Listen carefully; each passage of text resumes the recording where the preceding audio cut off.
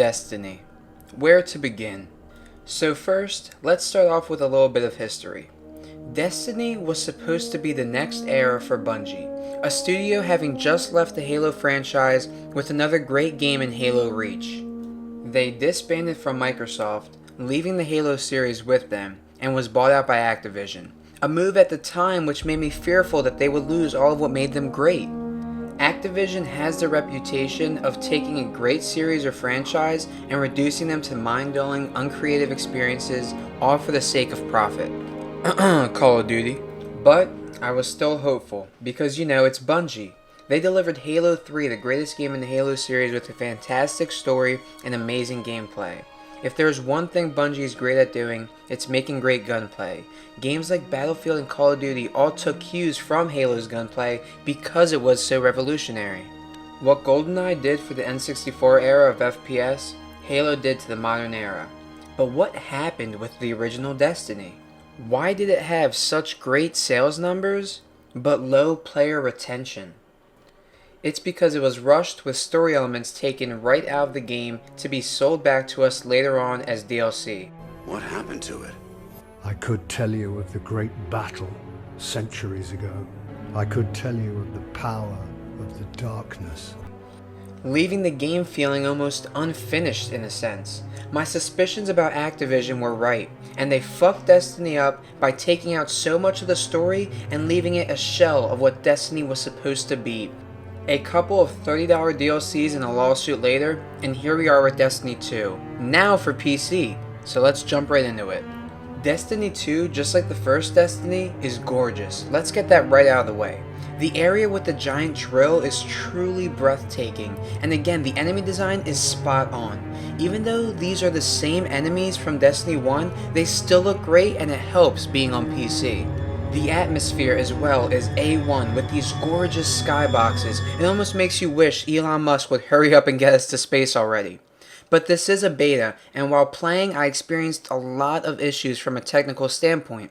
The game would randomly crash or drop FPS to below 20 when nothing at all tacked into my hardware was going on. The anti-aliasing was a little rough looking, and even though on a beast machine, I couldn't manage above 90 FPS to reach that sweet 144Hz goodness. But of course that was with settings maxed out, and I believe that after the beta is over and the game is released, they will fix all these issues with a simple patch. So the game looks good. We all knew that. But now on to the gameplay.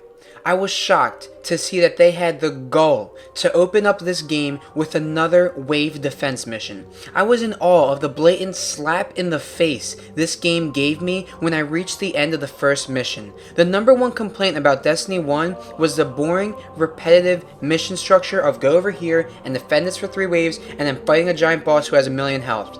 Guess what happens in the beta? All they had to do was give us a mission with a unique, awesome mission structure, but nope, instead it's a wave defense mission, and then you go out and defeat some more enemies, and there, you're done. I tried to give Bungie and Activision the benefit of the doubt, but no, it seems that this is literally the same game, just ported over, maybe a few graphical tweaks, but that's about it.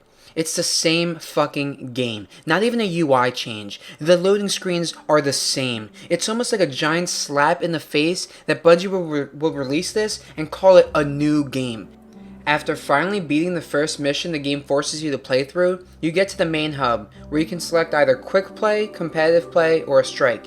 There's of course another selection to pre-order the game, just in case you forgot that was even an option. But I digress.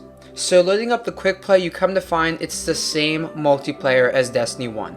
A domination type game mode where you frantically run around, almost like a mix between Halo and Call of Duty. The anti-gravity floaty feeling of Halo, but with the chaotic hectic gunplay of a Call of Duty, where basically it's just mashing the left click while aiming on the enemy and hoping they die first before you do. Again, this is coming from a Counter-Strike player, so take what you will from that. While not really all entirely based on skill, it was quite fun. Again, if you like Destiny 1's multiplayer, then you're going to like this, as it is literally the same fucking thing. They just copy and pasted the game mode into this, giving it maybe a little graphical upgrade.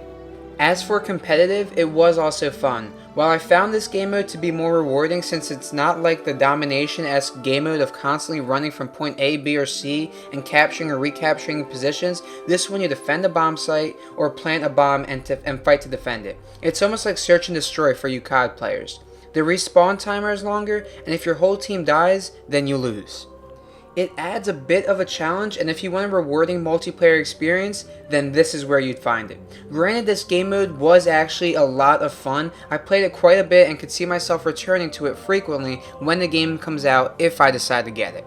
But now, onto the meat of the Destiny 2 beta, the strike mission. Okay, again, like I said, let's be honest. This game is fucking gorgeous. There's no denying that. The characters look cool, and the armor is very creative. It reminds me of what Halo Reach tried doing with the customization of Spartan armor. Destiny has always been great at making every character feel unique with how they use armor. The guns have the same structure to that of Destiny 1, and I would have liked the same attention to diversity and detail that they give the different armor to the guns, because the guns all look generic from what I can tell. But the exotics haven't been revealed, so who knows.